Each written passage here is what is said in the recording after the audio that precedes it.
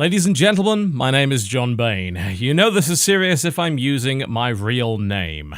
In 2014, I produced a short video on the importance of net neutrality.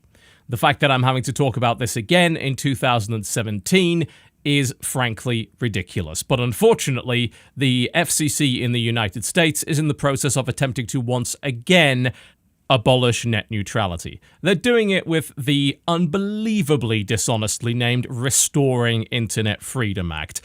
Unsurprisingly, to a lot of you, you will probably realize that that act does the exact opposite of what it claims. This very short video is to give you a quick primer on what net neutrality is and to explain it to those who don't understand it and to be shared with perhaps friends, family members and colleagues that are also not aware of why this is a problem. Net neutrality is the concept that all traffic on the internet should be treated equally. At the moment, the concept of net neutrality is protected under the so-called Title II designation, meaning that it is classified as a utility. That means it's similar to something like water or electricity. You can only charge for the resource used. You can't charge extra for what it is used for. You can't charge a premium if you decide to pour water into a glass and drink it versus using it to water your plants. That is obviously ridiculous. And yet, abolition of net neutrality would allow for just that. The only people that the abolition of net neutrality benefits are the ISPs, large corporations that stand to gain financially and, of course, constrict and strangle their competition. Large internet service providers in the United States, such as Spectrum, formerly known as Time Warner, also own video streaming services, which compete directly with firms such as Netflix and Hulu. If net neutrality were abolished, these firms would be able to slow down their competition to the point of making them unusable, forcing their customers to instead use the Spectrum-owned service. This is anti-competitive, it is monopolistic, and it is against the principles of the free market. It is universally bad for you, the consumer. There is absolutely no upside to this whatsoever. Were net neutrality provisions repealed in the United States, internet service providers would have the ability to charge you extra to access your favorite websites. If you chose not to do so, they could slow them down to a crawl. If that wasn't reason enough to support net neutrality, think about the wider implications.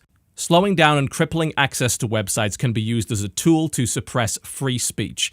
It can be used as a tool to manipulate public perception. It can be used as a tool to hamstring criticism of corporate interests.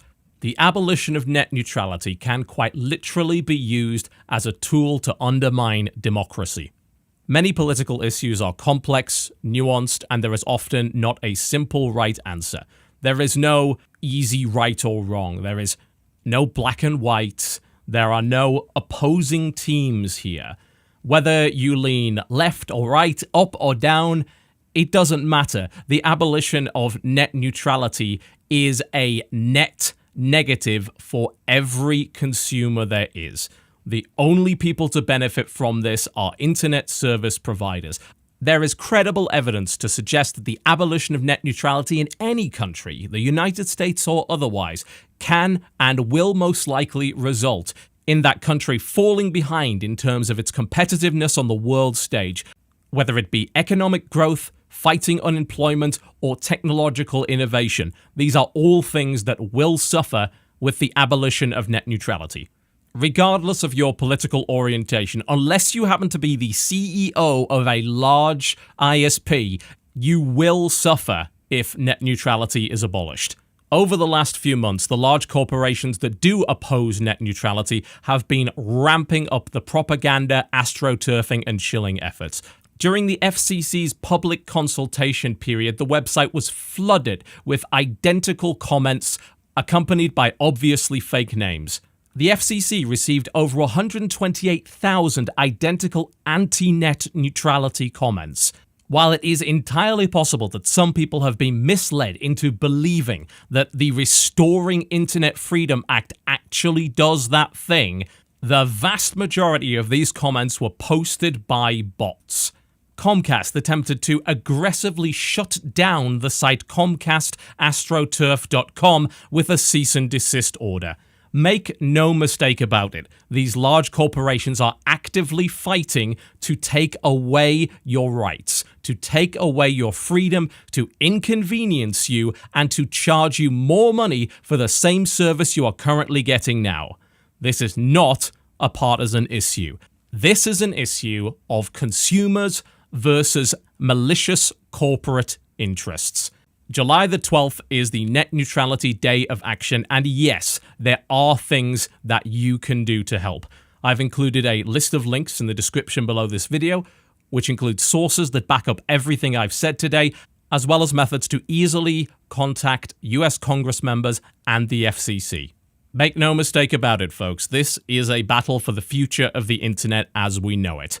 I've turned off ads and monetization on this video so that I can, in all good conscience, tell you to share this with as many people as possible.